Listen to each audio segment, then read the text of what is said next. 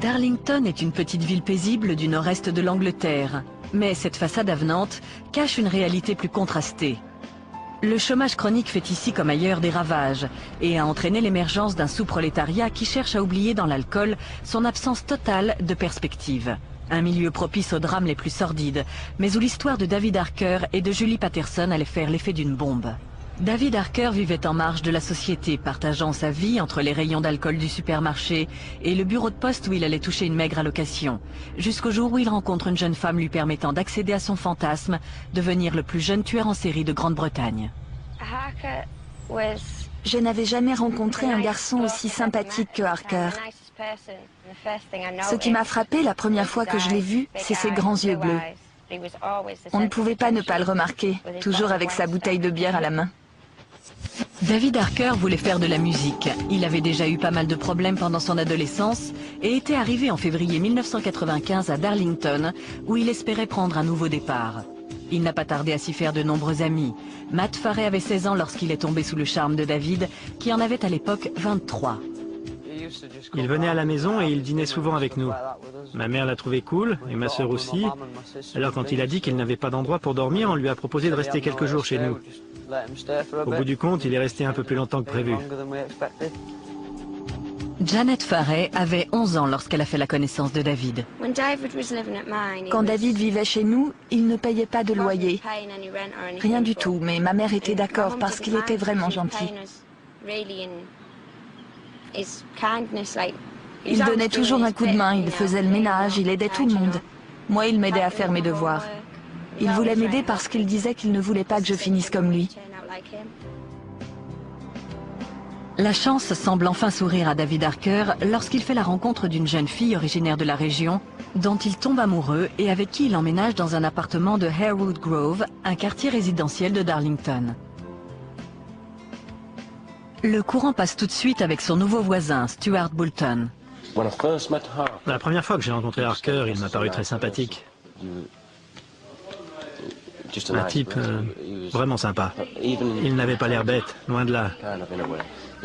Un type poli, charmant, quelqu'un avec qui on pouvait parler sans problème. Malheureusement, au bout d'un an de vie commune, le jeune couple se sépare et David Harker se retrouve seul. Il a recommencé à boire, mais encore plus qu'avant. Il était toujours sur un banc dans le parc. Il était toujours avec sa bouteille de bière.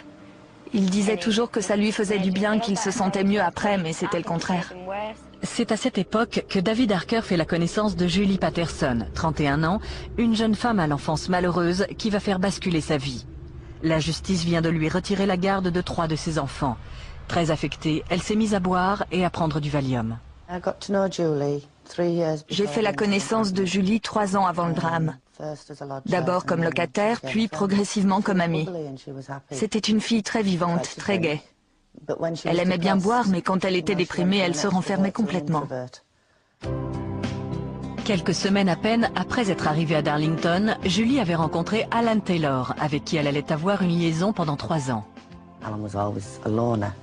Alan était un solitaire, il était toujours seul. C'était un homme jovial. Il aimait bien boire lui aussi. Il faisait des petits boulots pour moi. Quand Julie est arrivée, il en est tout de suite tombé amoureux. Il l'aimait vraiment. Bien sûr, il y avait des hauts et des bas comme dans tous les couples, mais c'était vraiment la première fois depuis longtemps qu'il sortait avec quelqu'un. C'était sympa. On avait notre manière à nous de nous en sortir quand ça allait pas. On rigolait bien tous les deux. Ça collait bien. On n'avait pas eu la vie facile. On avait eu pas mal d'obstacles sur notre route. C'était difficile pour tous les deux. Je crois qu'elle avait souffert dans sa jeunesse et que c'est pour ça qu'elle avait quitté Durham pour venir à Darlington.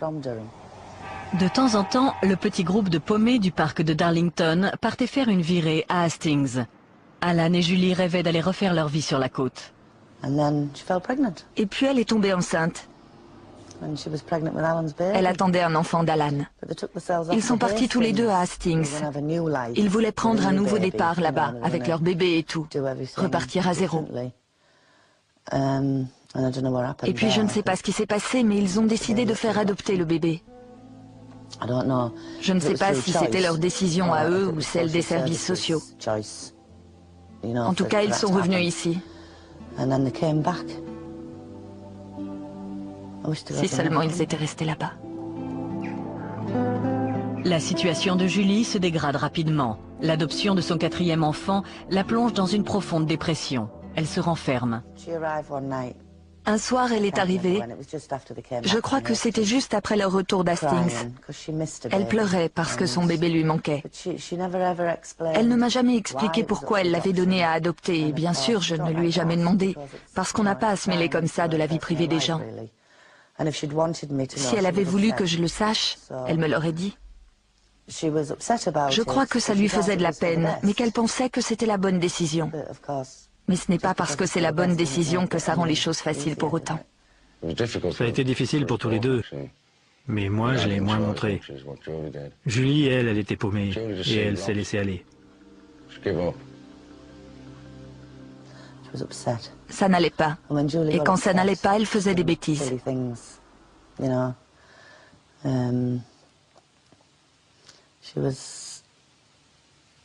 Elle était déprimée. Et c'est quelqu'un qui n'avait pas beaucoup de volonté. Quand ça n'allait pas, elle prenait des cachets. Julie disparaissait parfois pendant plusieurs jours d'affilée avant de reparaître sans un mot d'explication. Elle repartait à Durham ou disparaissait je ne sais où. Mais elle revenait toujours. Elle revenait sale, les cheveux en bataille. Elle prenait un bon bain, un bon repas et le lendemain elle reprenait sa vie normale. Très souvent, elle se levait, elle me disait qu'elle allait aux toilettes et elle disparaissait. Parfois pour la journée, parfois pendant 3 jours, mais le plus souvent pendant une semaine. Elle était vraiment paumée.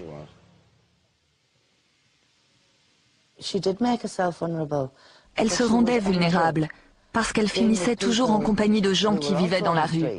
Et il faut être lucide. Les gens qui vivent dans la rue, c'est surtout des drogués, des gens comme ça. Julie était vulnérable. Si quelqu'un lui offrait un cachet, quelque chose, quand elle était déprimée, pas bien, elle le prenait, forcément. Elle aurait pris n'importe quoi pour se remonter le moral. Le 6 avril, c'était un lundi. Ils ont passé un reportage à la télé sur une fille qui était tombée dans les pattes d'une secte religieuse.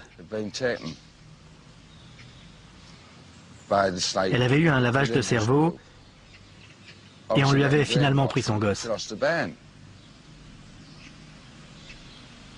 Quand le reportage est passé à la télé, Julie a dit « Elle croit qu'elle est la seule à qui on a pris son gosse ».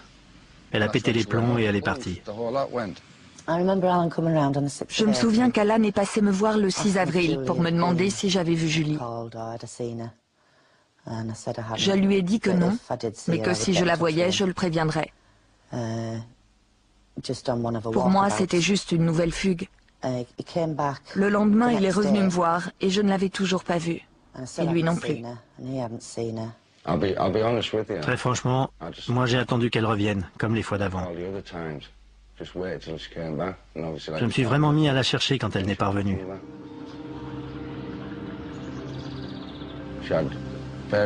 Je savais qu'elle avait des trucs à faire chaque semaine. Tel jour, elle allait chercher son Valium.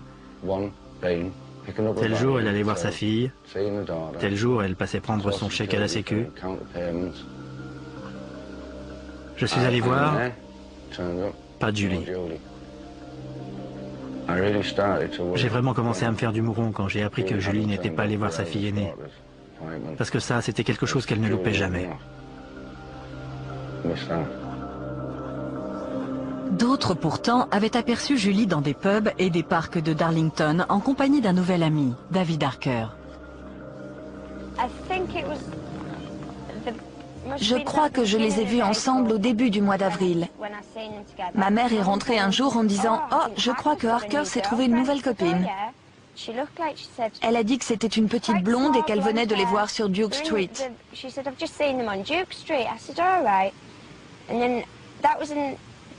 Il devait être 5 heures, l'heure du thé.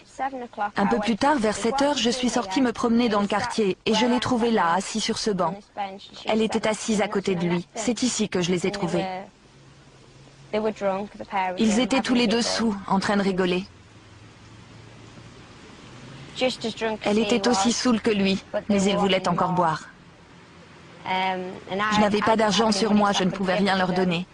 Alors je suis restée un peu avec eux pour bavarder de tout et de rien. Après, elle m'a serrée dans ses bras et lui aussi, il m'a serrée dans ses bras. Et puis je suis partie retrouver mes copines. C'est la seule fois que je l'ai vue, elle. La dernière fois que j'ai vu David Harker et Julie Patterson, c'était à la mi-avril dans ce parc où nous nous trouvons.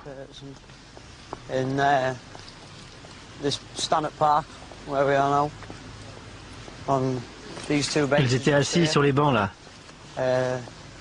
Julie était quasiment inconsciente, beurrée, pétée, je sais pas. Je passais à travers le parc.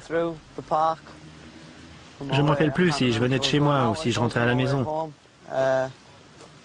Quand je les ai vus, je me suis assis avec Harker, comme ça, et on a parlé un peu de ce qu'il devenait, comme ça. Rien de plus.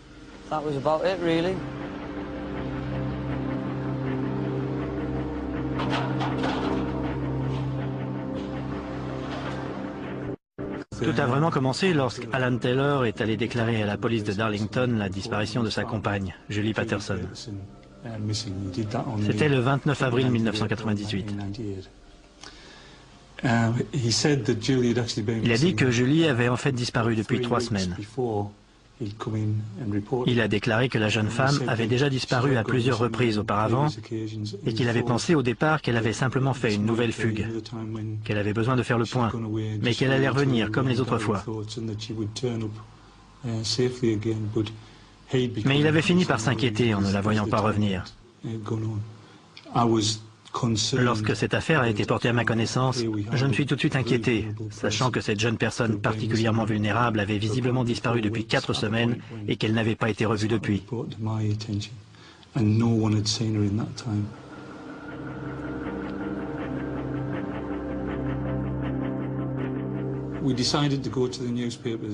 Nous avons décidé de mettre un avis dans la presse dès le jeudi suivant, car nos investigations ne nous avaient pas permis de localiser Julie.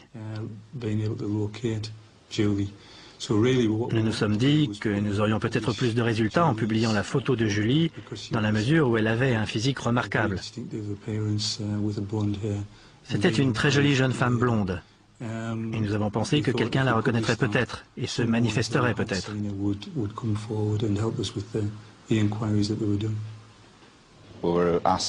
On nous a demandé de publier la photo de cette jeune femme dont on était sans nouvelles depuis plusieurs jours et dont on ne retrouvait plus aucune trace. Je pense que la police devait être vraiment inquiète car en général, elle ne demande pas à la presse de l'aider à retrouver les personnes qu'elle recherche. Comme l'espérait la police, la photo de Julie retient l'attention d'un témoin qui ne tarde pas à appeler le commissariat. Ce témoin nous a appelés pour nous dire qu'il avait trouvé un exemplaire du Northern Echo sur le paillasson en rentrant du travail, tard dans la nuit, au petit matin plus précisément. Il avait alors tout de suite réagi en voyant la photo de Julie en première page.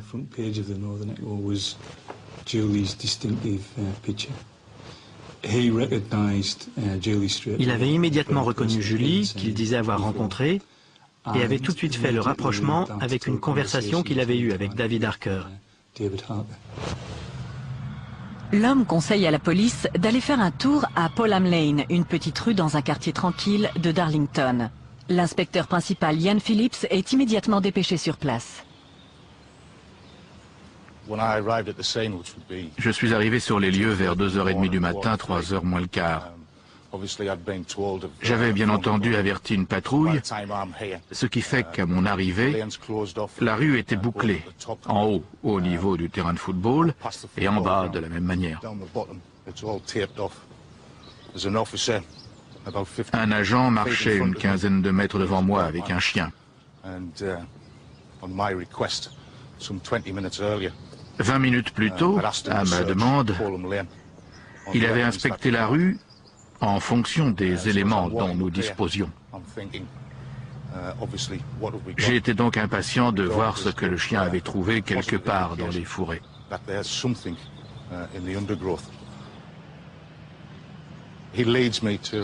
Il m'a donc conduit jusqu'à l'endroit où nous avons distingué un grand sac jeté par terre. C'était un sac de toile de jute d'1 mètre de long sur 50 cm de large environ. Mais dans le noir, même avec une lampe torche, c'était très difficile de distinguer exactement ce que c'était. En revanche, ce que j'ai tout de suite remarqué, c'est qu'il s'en dégageait une odeur épouvantable. Une dame âgée qui habite la maison d'à côté est sortie voir ce que nous faisions. Je lui ai demandé si elle était au courant de la présence de ce sac dans la haie. Elle m'a dit « Oh, ne vous inquiétez pas, c'est juste un chien crevé. Ça fait 15 jours qu'il est là. » Mais moi, ça m'a quand même paru bizarre. J'ai donc décidé d'attendre qu'il fasse un peu jour avant de voir ce que j'allais faire, et surtout avant de mobiliser tout le monde, d'appeler le commissaire, les inspecteurs de la brigade spéciale et tout le tintouin.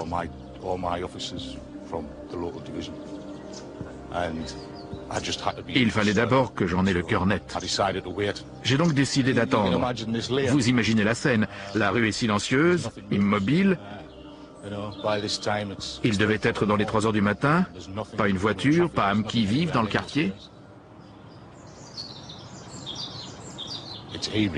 Une atmosphère à vous faire froid dans le dos. Je suis resté là pendant une bonne demi-heure à attendre qu'il y ait un peu de lumière.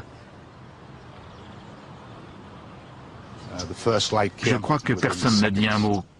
Quand le jour a commencé à se lever, j'ai tout de suite vu que c'était du sérieux.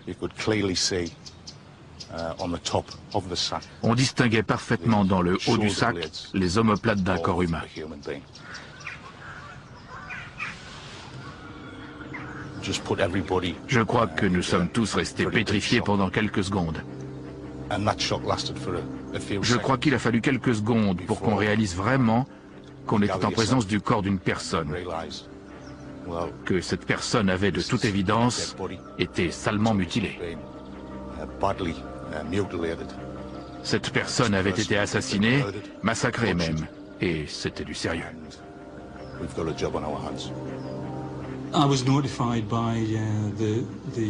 J'ai été informé de la découverte du corps par l'inspecteur qui s'était rendu sur place. Je me suis alors moi-même rendu sur les lieux vers 5h30 ce matin-là. Je me souviens très bien que lorsque les autres sont arrivés, je leur ai dit « Messieurs, préparez-vous à découvrir quelque chose d'horrible. C'est un spectacle que je n'avais jamais vu et que vous n'avez probablement vous-même jamais vu. Nous sommes confrontés ici à un meurtre d'un genre particulièrement abominable. »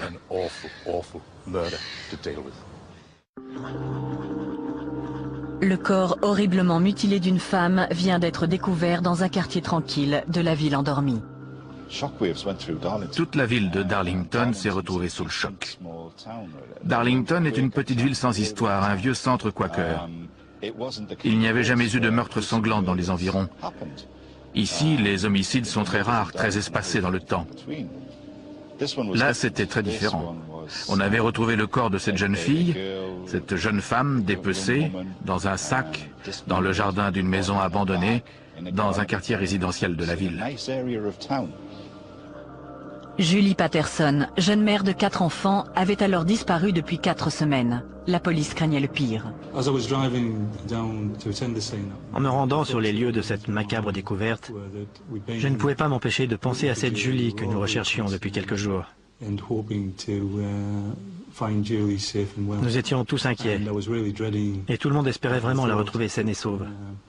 Je craignais que le cadavre qui venait d'être trouvé ne soit le sien et qu'elle ait en fait été assassinée.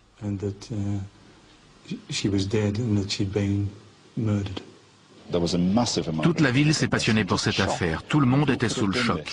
Qui pouvait avoir fait une chose pareille ici, dans cette ville sans problème?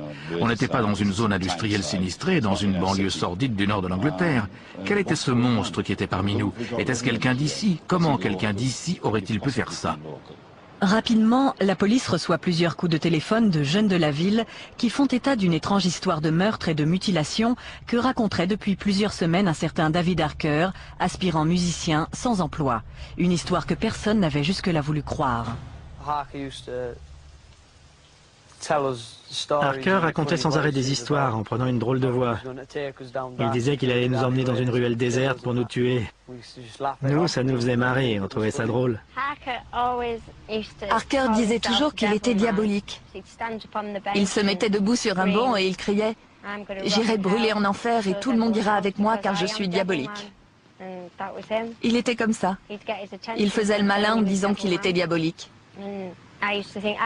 Moi, je trouvais ça rigolo, ça me faisait rire. Je lui demandais de le refaire.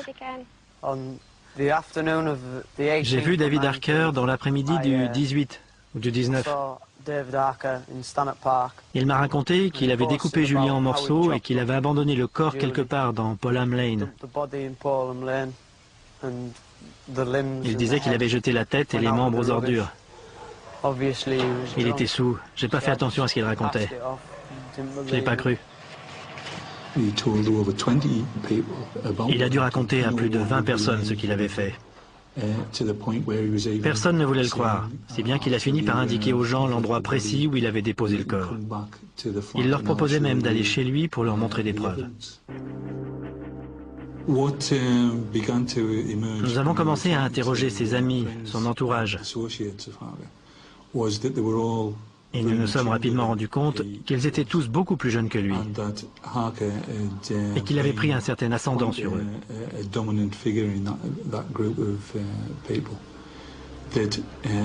Il cherchait apparemment à les impressionner en permanence, à leur faire peur même. Craignant que le meurtrier ne frappe de nouveau, la police se lance immédiatement sur la piste de celui qui est désormais le suspect numéro 1, David Harker. Harker se trouvait à l'époque dans un centre pour personnes en liberté sous caution. Il avait comparu quelques jours plus tôt pour une affaire de vol. Au cours de son audition, il avait visiblement été extrêmement violent.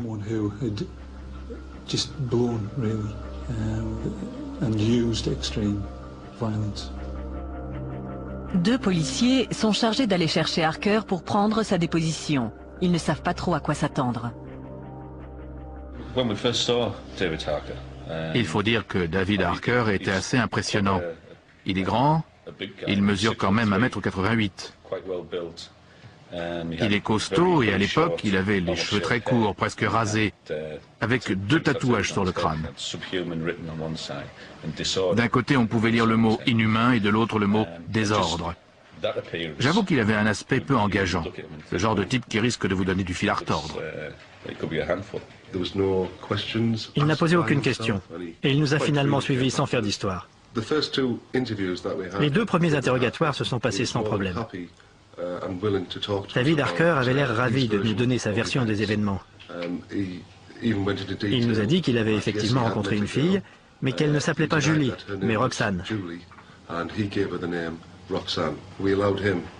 Nous l'avons laissé nous donner sa version des faits, sans le contredire, et il semblait très à l'aise. C'est seulement vers la fin du 2e interrogatoire, je crois, qu'il a commencé à s'agiter un peu. Il a commencé à s'inquiéter, et il s'est plaint d'entendre des voix qui lui dictaient ce qu'il devait faire. Pendant ce temps, une équipe d'enquêteurs et d'experts légistes se rend chez David Harker, au 6A Harewood Grove.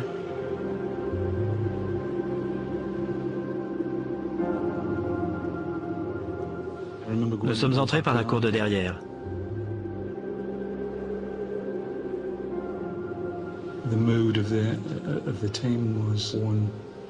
Nous avions tous le sentiment que nous allions découvrir quelque chose d'important, sans vraiment savoir ce qui nous attendait derrière cette porte.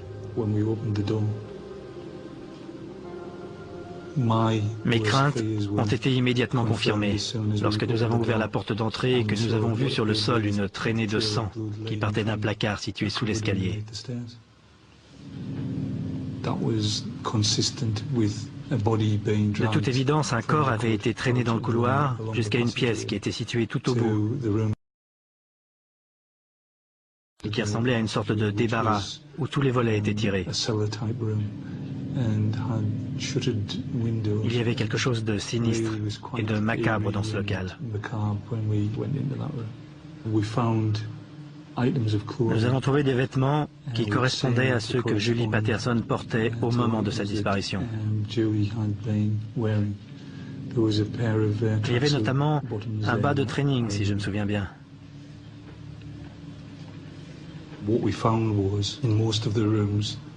Dans presque toutes les pièces, nous avons trouvé soit des objets appartenant à Julie, soit des traces de sa présence. Dans la cuisine de l'appartement, nous avons trouvé sur une étagère une paire de tennis qui se sont avérés appartenir à Julie.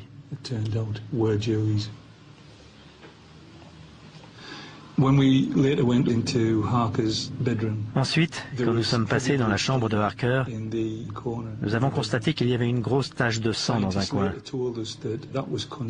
Les experts légistes nous ont dit par la suite que cette trace avait probablement été laissée par une partie du corps de Julie, qui avait été posée là et dont le sang avait transpercé la moquette.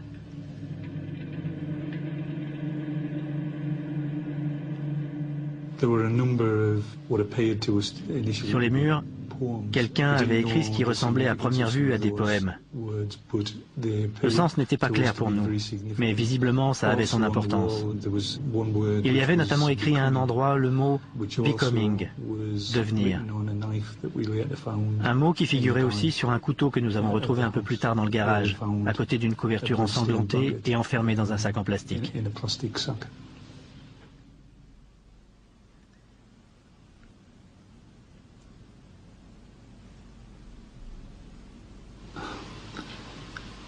Je me souviens avoir ressenti un sentiment de profonde tristesse. Il était évident qu'un meurtre avait été commis dans cet appartement et que la pauvre Julie était morte dans des circonstances qui avaient dû être épouvantables.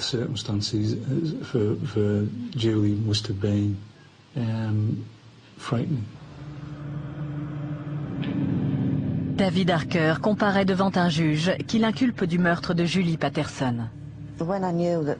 Quand j'ai appris qu'ils avaient seulement retrouvé le tronc du corps, je me suis dit que ce n'était pas possible, que ça ne pouvait pas être Julie. Comme les bras, les jambes et la tête avaient disparu, je me suis dit que ce n'était peut-être pas Julie. Ça m'a rendu malade. Je crois que ça a rendu tout le monde malade. C'était tellement horrible. Quand la police est venue me voir, que j'ai appris ce qui s'était vraiment passé, ça m'a foutu un coup.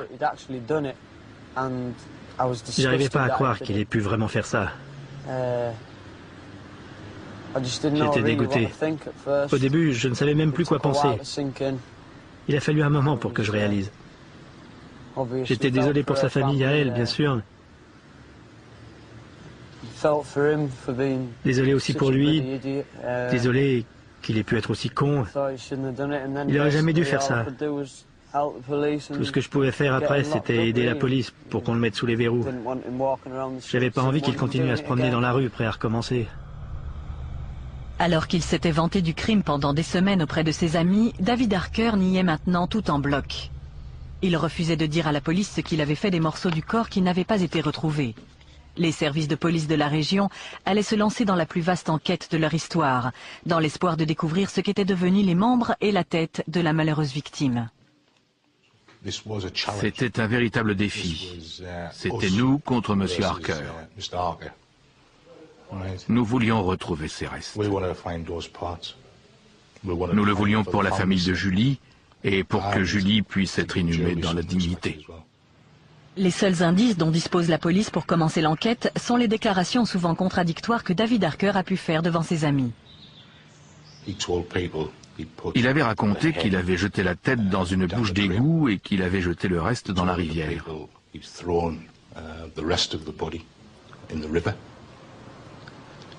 Il avait raconté à d'autres personnes qu'il avait mis les bras et les jambes aux ordures ménagères.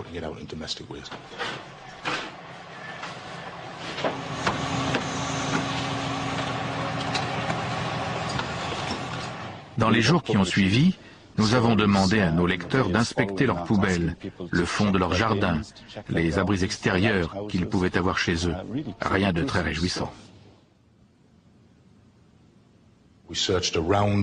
Nous avons cherché dans le périmètre autour de l'endroit où on avait retrouvé le corps, dans les parcs, dans les étangs, dans les égouts. On a fait descendre des caméras dans les bouches d'égout pour vérifier s'il y avait quelque chose. Tous les jours, il y avait un article qui faisait le point sur les recherches. Ils ont ratissé South Park, fouillé la rivière qui traverse Darlington. Les recherches se sont faites au grand jour et beaucoup de gens y ont participé. Le comble du sordide a été atteint quand la police, en désespoir de cause, est allée fouiller la décharge publique. Une cinquantaine de policiers sont envoyés à la décharge voisine de Coxotip, l'un des plus grands sites d'enfouissement d'Europe. C'était impressionnant quand on arrivait dans ce gigantesque cratère. Les deux véhicules de police étaient garés au fond. Ils paraissaient minuscules. Le site était tellement immense qu'on discernait à peine les policiers qui étaient en train de travailler. Malgré l'énormité de la tâche, la police fouille la décharge nuit et jour. Vous ouvrez un sac et vous savez qu'il vient de Darlington parce qu'il y a dedans une enveloppe sur laquelle est indiquée une adresse située à 2 pâtés de maison du lieu du meurtre. Dans ce même sac, vous trouvez un journal daté des 17, 18 et 19 avril. Tout de suite, vous vous dites, c'est ça, on brûle, on brûle. On sait qu'on est dans le tas des ordures qui ont été ramassées dans le quartier au moment du drame.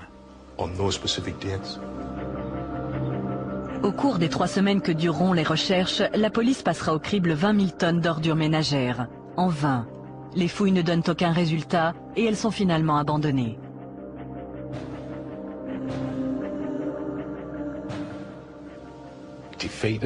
Découragé? Je ne crois pas que c'était du découragement. Simplement, nous n'avons pas réussi à trouver ce que nous cherchions.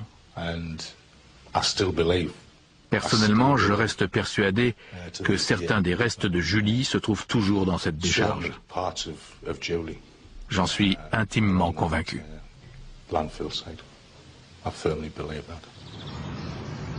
La dépouille de Julie Patterson est finalement inhumée le 24 juillet.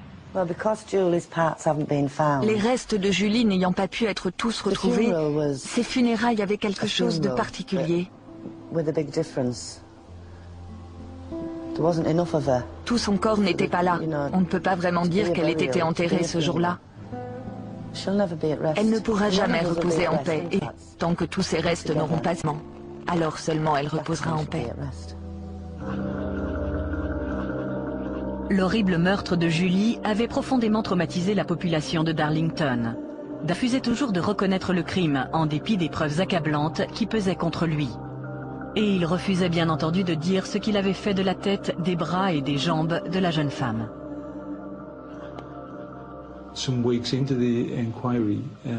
Au bout de quelques semaines, l'avocat de Harker a demandé à ce que son client soit examiné par un psychiatre. Et Harker a donc été transféré à l'hôpital de Ashworth à cet effet.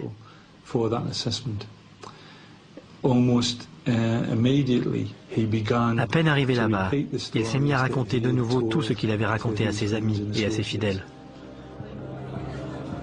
Avant son arrestation, David Harker avait parlé à une bonne vingtaine de personnes de son désir de devenir un tueur en série. Il leur avait même expliqué comment il avait tué sa première victime, Julie Patterson. Harker tenait absolument à raconter ce qu'il avait fait. Il voulait passer à la postérité comme le plus jeune tueur en série de toute l'histoire de la Grande-Bretagne. Le diagnostic qui a été réalisé dans ce cas a conclu à un comportement antisocial. C'est également ce qu'on appelle un psychopathe. L'individu est sensé dans la mesure où il a un raisonnement tout à fait rationnel. En revanche, il n'a plus aucune morale, comme s'il avait une sorte d'angle mort dans son cerveau. Il ne discerne plus le bien du mal. Il est donc capable de commettre des actes atroces et même de rêver pendant des heures aux horreurs qu'il peut perpétrer.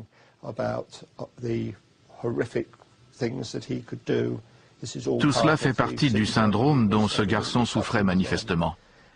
À cela venait s'ajouter le désir d'accéder à la célébrité, de passer à la postérité comme un criminel notoire. Pendant son séjour au service psychiatrique de l'hôpital de Ashworth, David Harker devait affirmer avoir tué 2 autres personnes, mais aucun élément ne permet d'étayer ses déclarations. Le jeune homme donna également d'étranges précisions sur les circonstances du meurtre de Julie Patterson. Il affirma au psychiatre qu'après l'avoir tué, il avait fait cuire un morceau de sa cuisse et l'avait mangé, accompagné de pâtes et d'une sauce à l'ail.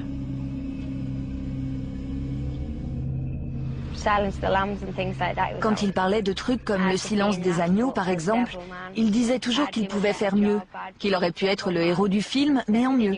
Il se voyait toujours comme une créature du diable. S'il a pu tuer, il a aussi pu manger sa victime.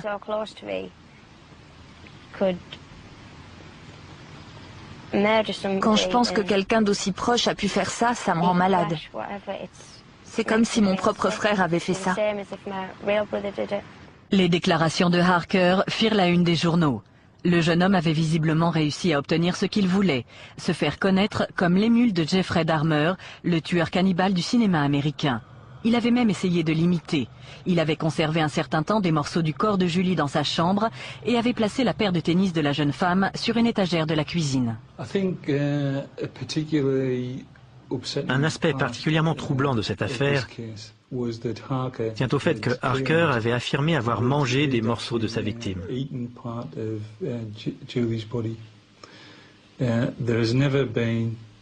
Nous n'avons jamais trouvé aucun indice permettant d'étayer ces affirmations. C'est lui qui le prétend. Mais il me semble que là encore, il cherchait à attirer l'attention, à faire du sensationnel. David Harker fait partie de ces criminels qui ont beaucoup de mal à faire la distinction entre le rêve et la réalité. Ils s'imaginent devenant des tueurs célèbres et ils construisent toute une fiction d'actes marquants qu'ils sont censés avoir commis. Résultat, quand la police les interroge, ils ressortent tous leurs fantasmes sans plus vraiment savoir ce qui relève du réel et ce qui n'est qu'imaginaire. Il est par conséquent difficile de distinguer le vrai du faux. Harker ne s'arrêta pas au cannibalisme.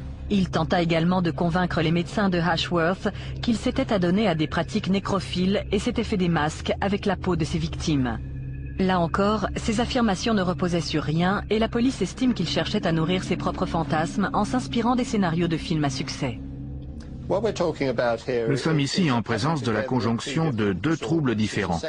Vous avez d'une part un trouble d'ordre sexuel avec une fascination pour la torture et le meurtre, et d'autre part un désir intense de choquer, qui s'inscrit dans le cadre d'un trouble de type psychopathique. Il y a une volonté d'avoir un impact sur les autres. Dans ce cas précis, il y a conjugaison de ces différents facteurs. Visiblement, il voulait à tout prix impressionner les autres en leur racontant ce qu'il avait vécu. Je sais en outre qu'à l'époque, il a cherché à contacter des journaux pour leur proposer de publier un livre sur ses exploits. Depuis sa chambre à l'hôpital de Ashworth, Harker envoie une série de lettres à la rédaction du quotidien local. Ce qui est intéressant dans ces lettres, c'est que David Harker se fait passer pour une victime et qu'à aucun moment il ne parle de Julie Patterson. Dans ces lettres, il porte de terribles accusations contre ses parents. Toutes sont totalement fausses. À partir de l'âge de 2 ans et jusqu'à l'âge de 16 ans, j'ai été régulièrement battu par mon père, souvent uniquement parce qu'il était shooté. J'ai tenté de me suicider une première fois quand j'avais 6 ans, en me pendant à l'école avec une corde à sauter. Quand j'avais 10 ans, mon père m'a obligé à assister à un combat de chiens, puis m'a fait nettoyer le sang et la bidoche qui était par terre. Mais il m'a battu parce que je n'avais pas pris la bonne serpillière. Une personne qui souffre de troubles psychopathiques va être persuadée qu'on l'a maltraitée, parce qu'elle est avant tout extrêmement égocentrique. Elle va insister sur toutes les injustices dont elle a été victime depuis sa naissance. Elle va décrire en détail toutes les corrections, toutes les vexations dont elle pense avoir fait l'objet pendant son enfance. Ma mère était handicapée. Elle m'obligeait à faire le ménage.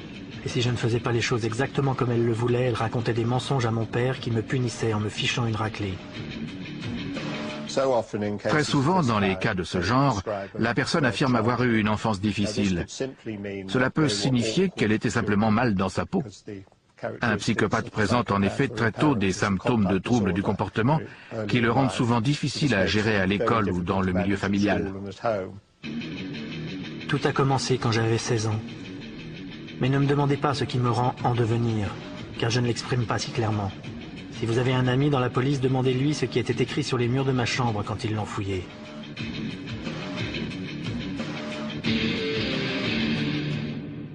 Harker a ses premiers démêlés avec la justice à l'âge de 16 ans. Il est inculpé de 2 agressions, pour coups et blessures d'une part et cruauté envers un animal d'autre part, pour avoir tué un chien à coups de pied. De toute évidence, Harker estimait avoir le droit de prendre la vie d'un autre être humain. Il se sentait supérieur aux autres. Et il pensait que le fait de tuer quelqu'un le rendrait plus puissant. Il disait toujours « Je renais avec des yeux de serpent pour devenir de la taille de Dieu ». Je lui ai demandé d'où il sortait ça et apparemment ça venait d'une chanson. C'est un truc qu'il répétait sans arrêt avant le meurtre. Il disait ça sans arrêt. Je ne comprenais pas ce que ça voulait dire.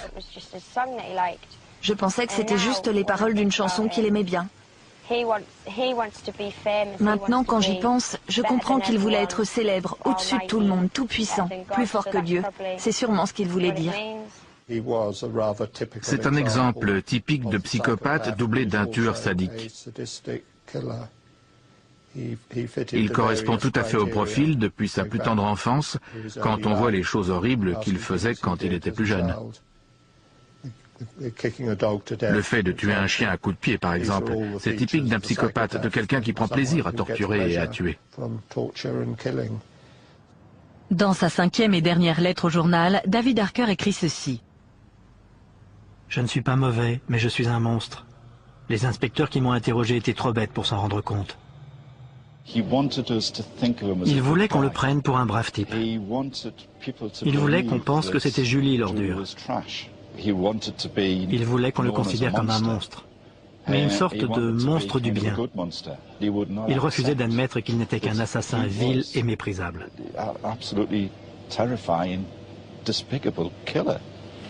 Outre ces 5 lettres, David Harker a également envoyé une étrange devinette à la rédaction du Northern Echo. Elle indique peut-être où se trouvent les restes de Julie. Vous ne m'avez jamais dit si vous aimiez les devinettes. En voici une en tout cas. Elle a pour titre Churchill. J'ai du liquide, mais pas d'argent. Malgré les chutes, je continue. J'ai une bouche, mais ne mange pas. J'ai un lit, mais ne dors pas. J'ai un début, mais suis sans fin. Qui suis-je? Vous connaissez l'endroit?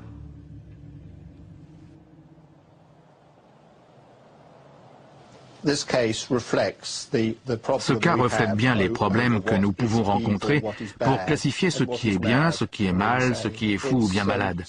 Désormais, on fait systématiquement un scanner du cerveau, plus des électroencéphalogrammes, pour tenter de détecter une éventuelle anomalie qui pourrait nous aider à poser un diagnostic. Ce cas est assez exceptionnel car les examens n'ont rien montré d'anormal. Les psychiatres qui l'ont examiné ont tous estimé que David Harker était parfaitement conscient de ce qu'il faisait quand il a assassiné Julie Patterson, mais que son absence totale de remords dénotait un trouble grave de la conscience qui le plaçait parmi les plus dangereux psychopathes. En le condamnant à la prison à vie, le juge a déclaré que Harker avait tué Julie Patterson de la façon la plus odieuse, en glorifiant la manière dont elle était morte. Il a déclaré que l'accusé n'avait montré aucun remords et que selon lui, il tuerait de nouveau à la moindre occasion. Lorsque Harker a été condamné à la prison à vie, je crois que tous les gens qui se trouvaient dans la salle du tribunal ont poussé un grand soupir de soulagement.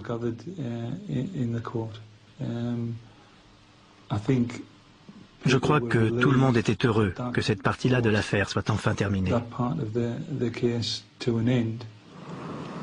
Pour nous, c'est toujours pas terminé. On ne peut pas dire qu'on soit satisfait du fait qu'il n'a toujours pas dit ce qu'il a fait du reste du corps de ma fille, pour commencer. C'est surtout ça qu'on veut, hein. Il faut retrouver les restes.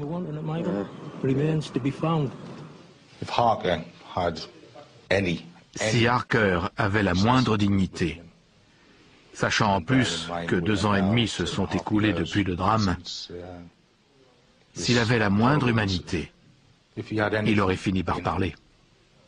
Il veut que les gens devinent, se creuse la tête pour trouver. De temps en temps, il laisse tomber une petite phrase pour titiller les gens, du style « On retrouvera peut-être la tête un jour ». Je pense qu'il se dit que quelqu'un finira peut-être par retrouver les restes manquants. D'ailleurs, je frissonne à l'idée qu'il les a sans doute mis quelque part, où on risque de tomber dessus un jour, par hasard. David Harker est actuellement incarcéré à la prison de Wakefield, où il purge une peine d'emprisonnement à vie.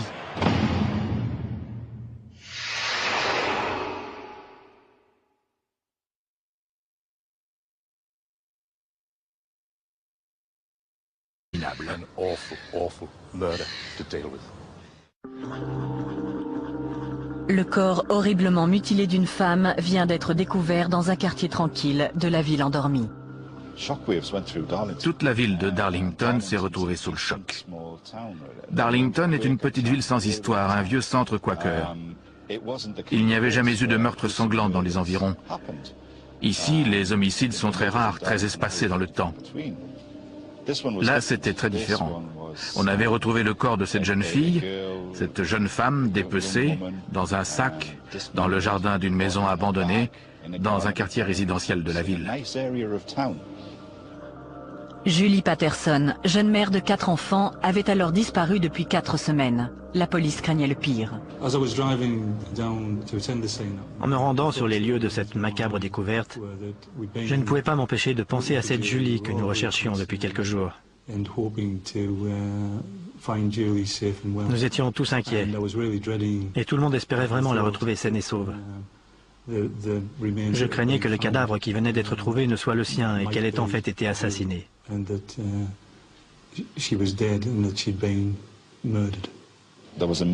Toute la ville s'est passionnée pour cette affaire. Tout le monde était sous le choc. Qui pouvait avoir fait une chose pareille ici, dans cette ville sans problème? On n'était pas dans une zone industrielle sinistrée, dans une banlieue sordide du nord de l'Angleterre. Quel était ce monstre qui était parmi nous? Était-ce quelqu'un d'ici? Comment quelqu'un d'ici aurait-il pu faire ça? Rapidement, la police reçoit plusieurs coups de téléphone de jeunes de la ville qui font état d'une étrange histoire de meurtre et de mutilation que raconterait depuis plusieurs semaines un certain David Harker, aspirant musicien sans emploi. Une histoire que personne n'avait jusque-là voulu croire. Harker racontait sans arrêt des histoires en prenant une drôle de voix.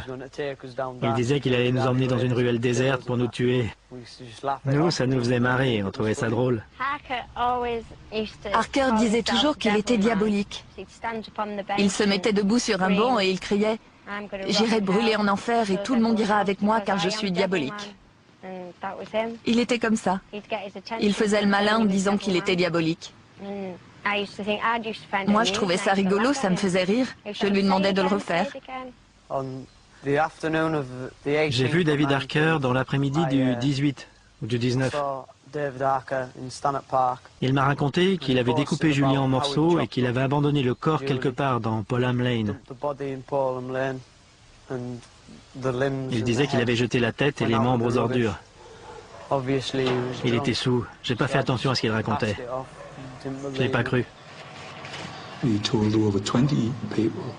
a dû raconter à plus de 20 personnes ce qu'il avait fait. De Harker firent la une des journaux. Le jeune homme avait visiblement réussi à obtenir ce qu'il voulait, se faire connaître comme l'émule de Jeffrey Dahmer, le tueur cannibale du cinéma américain. Il avait même essayé de l'imiter. Il avait conservé un certain temps des morceaux du corps de Julie dans sa chambre et avait placé la paire de tennis de la jeune femme sur une étagère de la cuisine. Un aspect particulièrement troublant de cette affaire tient au fait que Harker avait affirmé avoir mangé des morceaux de sa victime.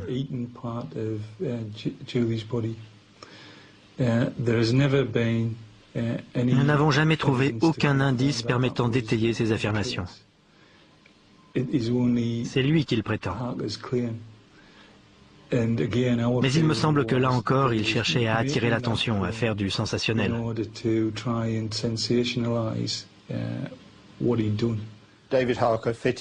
David Harker fait partie de ces criminels qui ont beaucoup de mal à faire la distinction entre le rêve et la réalité. Ils s'imaginent devenant des tueurs célèbres et ils construisent toute une fiction d'actes marquants qu'ils sont censés avoir commis. Résultat, quand la police les interroge, ils ressortent tous leurs fantasmes sans plus vraiment savoir ce qui relève du réel et ce qui n'est qu'imaginaire. Il est par conséquent difficile de distinguer le vrai du faux. Harker ne s'arrêta pas au cannibalisme.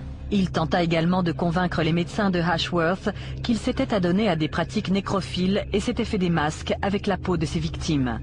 Là encore, ces affirmations ne reposaient sur rien et la police estime qu'il cherchait à nourrir ses propres fantasmes en s'inspirant des scénarios de films à succès. Nous sommes ici en présence de la conjonction de deux troubles différents. Vous avez d'une part un trouble d'ordre sexuel avec une fascination pour la torture et le meurtre, et d'autre part un désir intense de choquer, qui s'inscrit dans le cadre d'un trouble de type psychopathique. Il y a une volonté d'avoir un impact sur les autres. Dans ce cas précis, il y a conjugaison de ces différents facteurs. Visiblement, il voulait à tout prix impressionner les autres en leur racontant ce qu'il avait vécu. Je sais en outre qu'à l'époque, il a cherché à contacter des journaux pour leur proposer de publier un livre sur ses exploits. Depuis sa chambre à l'hôpital de Ashworth, Harker envoie une série de lettres à la rédaction du quotidien local. Ce qui est intéressant dans ces lettres, c'est que David Harker se fait passer pour une victime et qu'à aucun moment il ne parle de Julie Patterson. Dans ses lettres, il porte de terribles accusations contre ses parents. Toutes sont totalement fausses. Elle se rendait vulnérable parce qu'elle finissait toujours en compagnie de gens qui vivaient dans la rue. Et il faut être lucide. Les gens qui vivent dans la rue, c'est surtout des drogués, des gens comme ça. Julie était vulnérable. Si quelqu'un lui offrait un cachet, quelque chose, quand elle était déprimée, pas bien, elle le prenait, forcément. Elle aurait pris n'importe quoi pour se remonter le moral. Le 6 avril, c'était un lundi. Ils ont passé un reportage à la télé sur une fille qui était tombée dans les pattes d'une secte religieuse. Elle avait eu un lavage de cerveau et on lui avait finalement pris son gosse. Quand le reportage est passé à la télé, Julie a dit « Elle croit qu'elle est la seule à qui on a pris son gosse ». Elle a pété les plombs et elle est partie. Je me souviens qu'Alan est passé me voir le 6 avril pour me demander si j'avais vu Julie.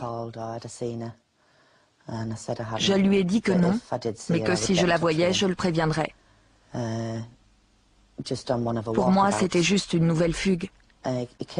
Le lendemain, il est revenu me voir et je ne l'avais toujours pas vue. Et lui non plus. Très franchement, moi j'ai attendu qu'elle revienne, comme les fois d'avant. Je me suis vraiment mis à la chercher quand elle n'est pas revenue.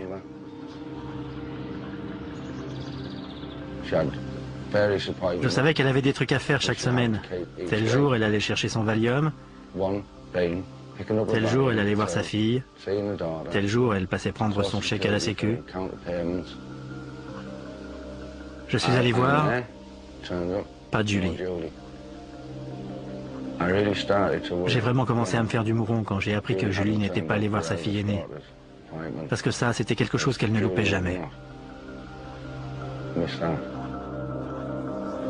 D'autres pourtant avaient aperçu Julie dans des pubs et des parcs de Darlington en compagnie d'un nouvel ami, David Harker. Je crois que je les ai vus ensemble au début du mois d'avril. Ma mère est rentrée un jour en disant « Oh, je crois que Harker s'est trouvé une nouvelle copine ». Elle a dit que c'était une petite blonde et qu'elle venait de les voir sur Duke Street.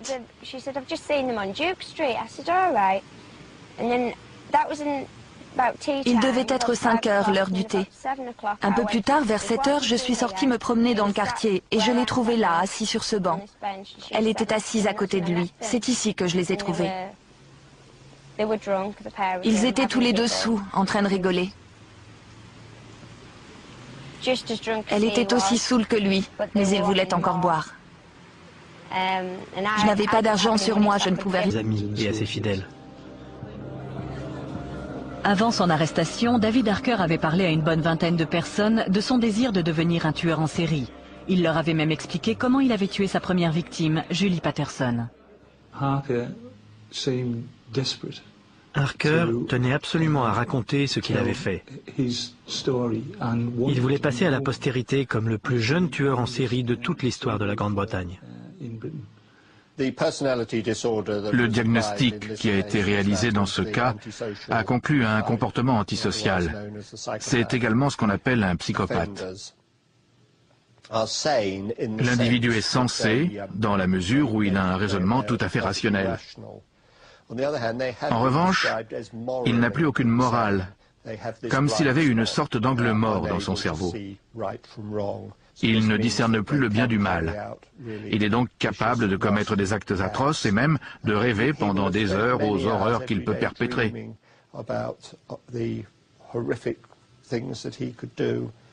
Tout cela fait partie du syndrome dont ce garçon souffrait manifestement. À cela venait s'ajouter le désir d'accéder à la célébrité, de passer à la postérité comme un criminel notoire. Pendant son séjour au service psychiatrique de l'hôpital de Ashworth, David Harker devait affirmer avoir tué 2 autres personnes, mais aucun élément ne permet d'étayer ses déclarations. Le jeune homme donna également d'étranges précisions sur les circonstances du meurtre de Julie Patterson. Il affirma au psychiatre qu'après l'avoir tuée, il avait fait cuire un morceau de sa cuisse et l'avait mangé, accompagné de pâtes et d'une sauce à l'ail.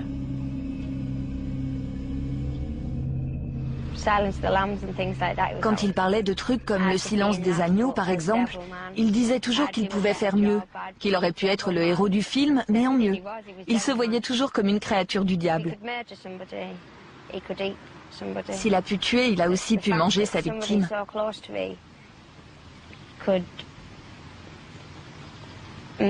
Quand je pense que quelqu'un d'aussi proche a pu faire ça, ça me rend malade. C'est comme si mon propre frère avait fait ça. Les déclarations de Harker firent la une des journaux. Le jeune homme avait visiblement réussi à obtenir ce qu'il voulait, se faire connaître comme l'émule de Jeffrey Dahmer, le tueur cannibale du cinéma américain. Il avait même essayé de l'imiter. Il avait conservé un certain temps des morceaux du corps de Julie dans sa chambre et avait placé la paire de tennis de la jeune femme sur une étagère de la cuisine. Un aspect particulièrement troublant de cette affaire tient au fait que Harker avait affirmé avoir mangé des morceaux de sa victime.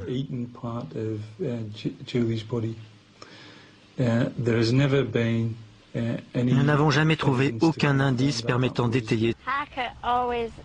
Harker disait toujours qu'il était diabolique. Il se mettait debout sur un banc et il criait « J'irai brûler en enfer et tout le monde ira avec moi car je suis diabolique ». Il était comme ça. Il faisait le malin en disant qu'il était diabolique. Moi, je trouvais ça rigolo, ça me faisait rire. Je lui demandais de le refaire.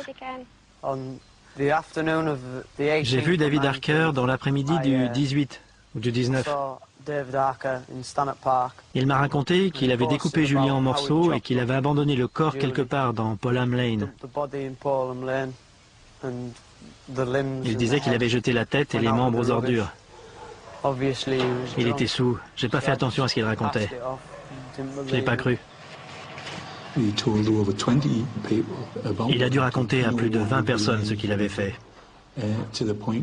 Personne ne voulait le croire, si bien qu'il a fini par indiquer aux gens l'endroit précis où il avait déposé le corps.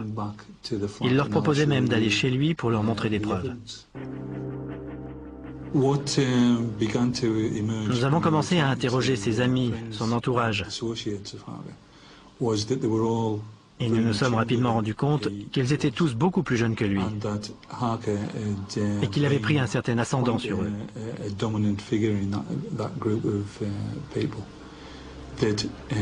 Il cherchait apparemment à les impressionner en permanence, à leur faire peur même. Craignant que le meurtrier ne frappe de nouveau, la police se lance immédiatement sur la piste de celui qui est désormais le suspect numéro 1, David Harker. Harker se trouvait à l'époque dans un centre pour personnes en liberté sous caution. Il avait comparu quelques jours plus tôt pour une affaire de vol. Au cours de son audition, il avait visiblement été extrêmement violent.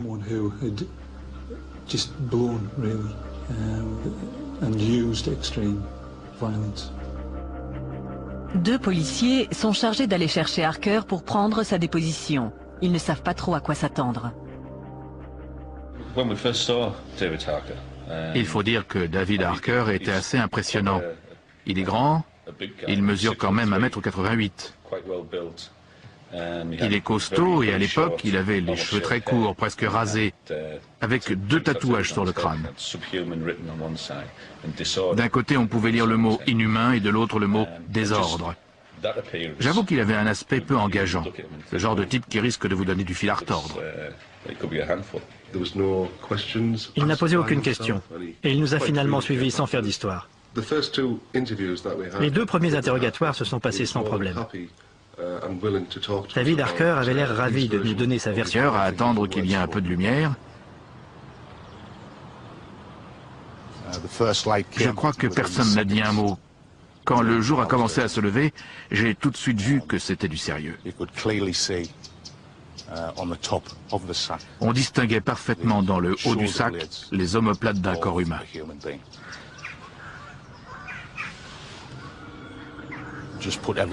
Je crois que nous sommes tous restés pétrifiés pendant quelques secondes. Je crois qu'il a fallu quelques secondes pour qu'on réalise vraiment qu'on était en présence du corps d'une personne. Que cette personne avait de toute évidence été salement mutilée. Cette personne avait été assassinée, massacrée même, et c'était du sérieux.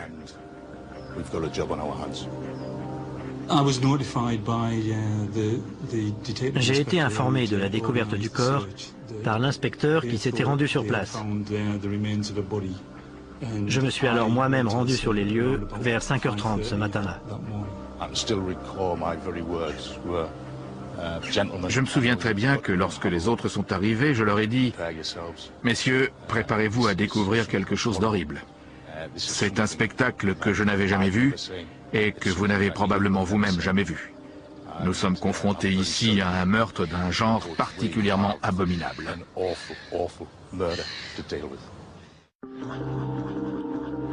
Le corps horriblement mutilé d'une femme vient d'être découvert dans un quartier tranquille de la ville endormie. Toute la ville de Darlington s'est retrouvée sous le choc. Darlington est une petite ville sans histoire, un vieux centre quaker. Il n'y avait jamais eu de meurtre sanglant dans les environs. Ici, les homicides sont très rares, très espacés dans le temps. Là, c'était très différent. On avait retrouvé le corps de cette jeune fille, cette jeune femme dépecée, dans un sac, dans le jardin d'une maison abandonnée, dans un quartier résidentiel de la ville. Julie Patterson, jeune mère de 4 enfants, avait alors disparu depuis 4 semaines. La police craignait le pire. En me rendant sur les lieux de cette macabre découverte, je ne pouvais pas m'empêcher de penser à cette Julie que nous recherchions depuis quelques jours. Nous étions tous inquiets, et tout le monde espérait vraiment la retrouver saine et sauve. Je craignais que le cadavre qui venait d'être trouvé ne soit le sien et qu'elle ait en fait été assassinée.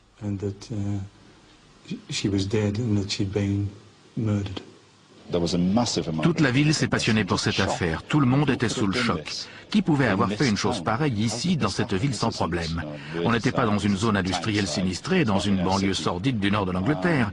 Quelle est La chambre quand ils l'ont fouillée.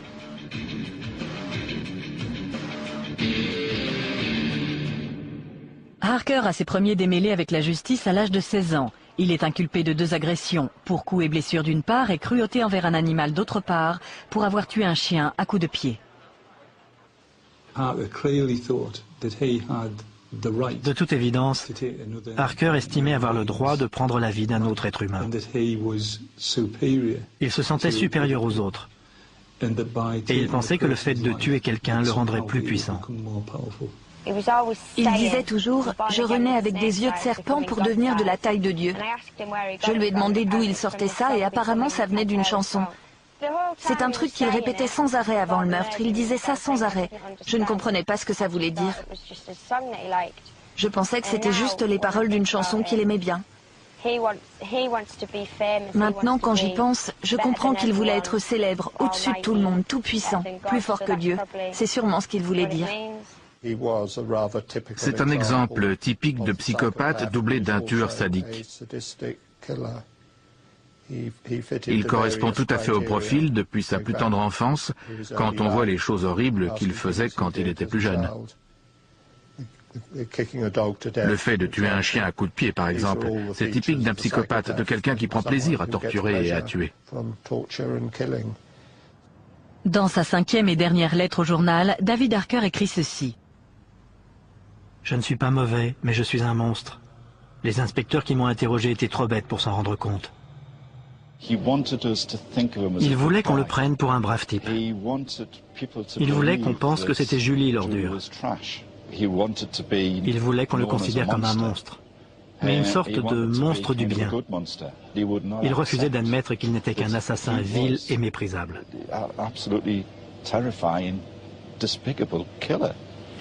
Outre ces 5 lettres, David Harker a également envoyé une étrange devinette à la rédaction du Northern Echo. Elle indique peut-être où se trouvent les restes de Julie. Vous ne m'avez jamais dit si vous aimiez les devinettes. En voici une en tout cas. Elle a pour titre Churchill. J'ai du liquide, mais pas d'argent. Malgré les chutes, je continue. J'ai une bouche, mais ne mange pas. J'ai un lit, mais ne dors pas. J'ai un début, mais suis sans fin. Qui suis-je? Vous connaissez l'endroit?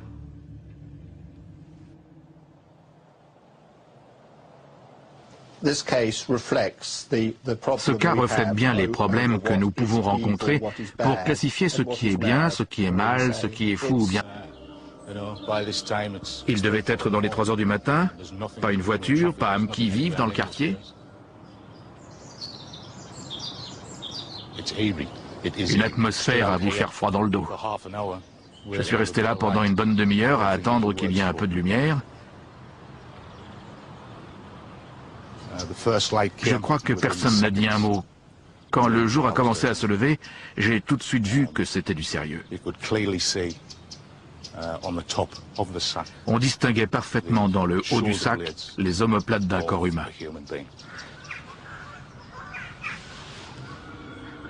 Je crois que nous sommes tous restés pétrifiés pendant quelques secondes. Je crois qu'il a fallu quelques secondes pour qu'on réalise vraiment qu'on était en présence du corps d'une personne, que cette personne avait de toute évidence été salement mutilée. Cette personne avait été assassinée, massacrée même, et c'était du sérieux.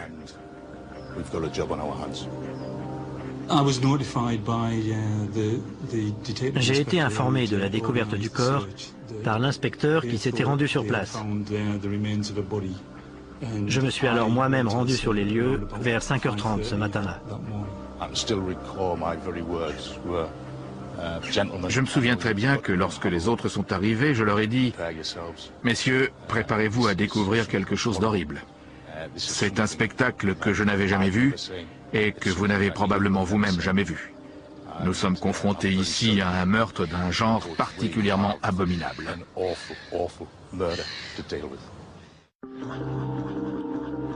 Le corps horriblement mutilé d'une femme vient d'être découvert dans un quartier tranquille de la ville endormie. Toute la ville de Darlington s'est retrouvée sous le choc. Darlington est une petite ville sans histoire, un vieux centre quaker. Il n'y avait jamais eu de meurtre sanglant dans les environs. Ici, les homicides sont très rares, très espacés dans le temps. Là, c'était très différent. On avait retrouvé le corps de cette jeune fille, cette jeune femme dépecée, dans un sac, dans le jardin d'une maison abandonnée, dans un quartier résidentiel de la ville. Julie Patterson, jeune mère de 4 enfants, avait alors disparu depuis 4 semaines. La police craignait le pire. En me rendant sur les lieux de cette macabre découverte, je ne pouvais pas m'empêcher de penser à cette Julie que nous recherchions depuis quelques jours. Nous étions tous inquiets, et tout le monde espérait vraiment la retrouver saine et sauve. Je craignais que le cadavre qui venait d'être trouvé ne soit le sien et qu'elle ait en fait été assassinée. Les rayons d'alcool du supermarché et le bureau de poste où il allait toucher une maigre allocation, jusqu'au jour où il rencontre une jeune femme lui permettant d'accéder à son fantasme, devenir le plus jeune tueur en série de Grande-Bretagne. Je n'avais jamais rencontré un garçon aussi sympathique que Harker.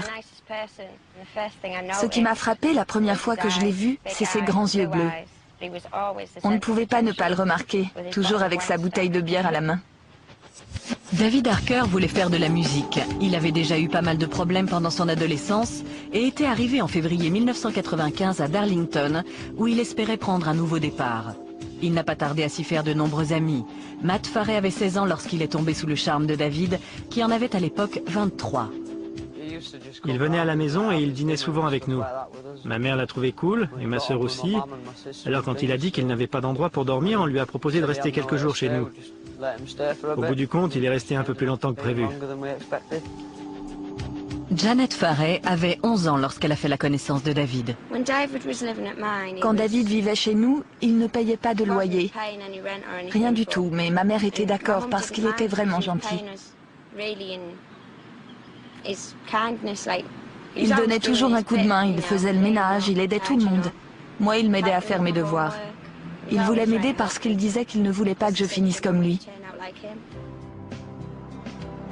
La chance semble enfin sourire à David Harker lorsqu'il fait la rencontre d'une jeune fille originaire de la région, dont il tombe amoureux et avec qui il emménage dans un appartement de Harewood Grove, un quartier résidentiel de Darlington.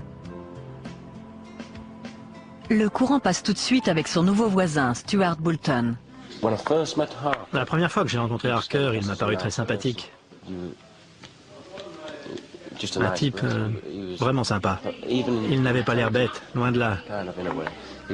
Un type poli, charmant, quelqu'un avec qui on pouvait parler sans problème.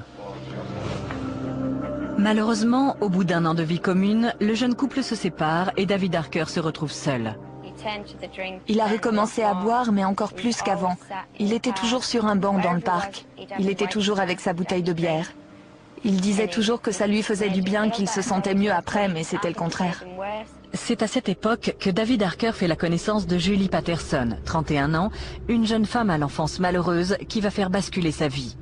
La justice vient de lui retirer la garde de 3 de ses enfants. Très affectée, elle s'est mise à boire et à prendre du Valium. J'ai fait la connaissance de Julie 3 ans avant le drame. D'abord comme locataire, puis progressivement comme amie. C'était une fille très vivante, très gaie. Elle aimait bien boire, mais quand elle était déprimée, elle se renfermait complètement. Quelques semaines à peine après être arrivée à Darlington, Julie avait rencontré... Nous avons commencé à interroger ses amis, son entourage. Et nous nous sommes rapidement rendus compte qu'ils étaient tous beaucoup plus jeunes que lui. Et qu'il avait pris un certain ascendant sur eux.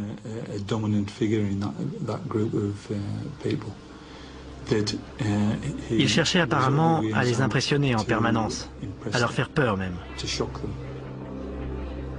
Craignant que le meurtrier ne frappe de nouveau, la police se lance immédiatement sur la piste de celui qui est désormais le suspect numéro 1, David Harker. Harker se trouvait à l'époque dans un centre pour personnes en liberté sous caution. Il avait comparu quelques jours plus tôt pour une affaire de vol.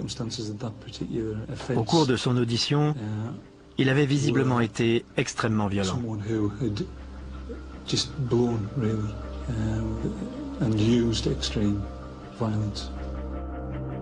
Deux policiers sont chargés d'aller chercher Harker pour prendre sa déposition. Ils ne savent pas trop à quoi s'attendre.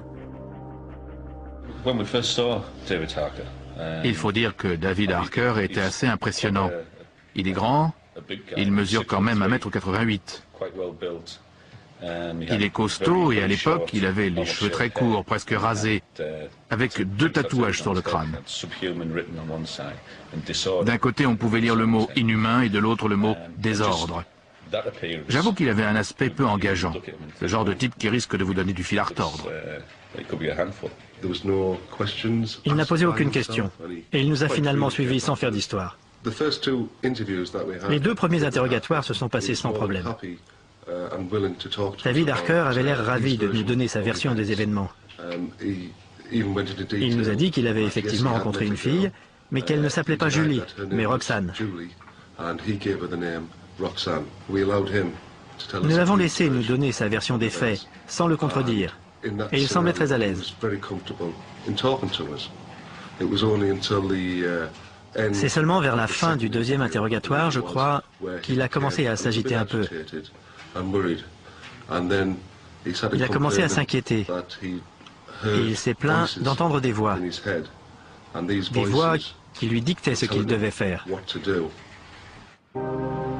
Pendant ce temps, une équipe d'enquêteurs et d'experts légistes se rend chez David Harker, au 6A Harewood Grove.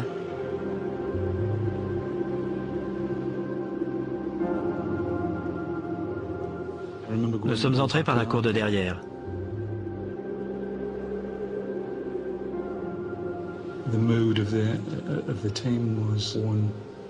Nous avions tous le sentiment que... Tranquille de la ville endormie.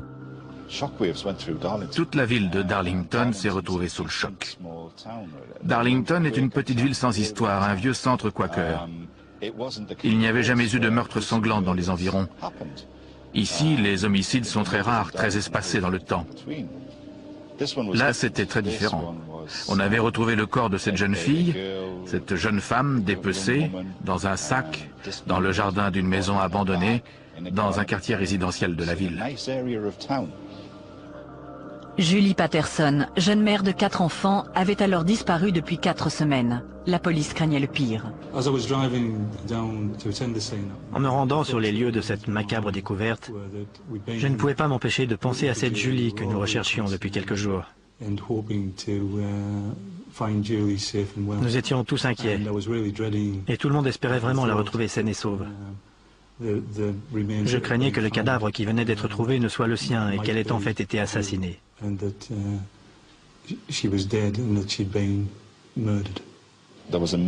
Toute la ville s'est passionnée pour cette affaire. Tout le monde était sous le choc. Qui pouvait avoir fait une chose pareille ici, dans cette ville, sans problème? On n'était pas dans une zone industrielle sinistrée, dans une banlieue sordide du nord de l'Angleterre. Quel était ce monstre qui était parmi nous? Était-ce quelqu'un d'ici? Comment quelqu'un d'ici aurait-il pu faire ça? Rapidement, la police reçoit plusieurs coups de téléphone de jeunes de la ville qui font état d'une étrange histoire de meurtre et de mutilation que raconterait depuis plusieurs semaines un certain David Harker, aspirant musicien sans emploi. Une histoire que personne n'avait jusque-là voulu croire. Harker racontait sans arrêt des histoires en prenant une drôle de voix. Il disait qu'il allait nous emmener dans une ruelle déserte pour nous tuer. Nous, ça nous faisait marrer, on trouvait ça drôle. Harker disait toujours qu'il était diabolique. Il se mettait debout sur un banc et il criait « J'irai brûler en enfer et tout le monde ira avec moi car je suis diabolique ». Il était comme ça. Il faisait le malin en disant qu'il était diabolique. Moi, je trouvais ça rigolo, ça me faisait rire. Je lui demandais de le refaire. J'ai vu David Harker dans l'après-midi du 18 ou du 19. Il m'a raconté qu'il avait découpé Julie en morceaux et qu'il avait abandonné le corps quelque part dans Polham Lane. Il disait qu'il avait jeté la tête et les membres aux ordures. Il était saoul. J'ai pas fait attention à ce qu'il racontait. Je l'ai pas cru. Il a dû raconter à plus de 20 personnes ce qu'il avait fait. Personne ne voulait le croire, si bien qu'il a fini par indiquer aux gens l'endroit précis où il avait déposé le corps. Il leur proposait même d'aller chez lui pour leur montrer des preuves.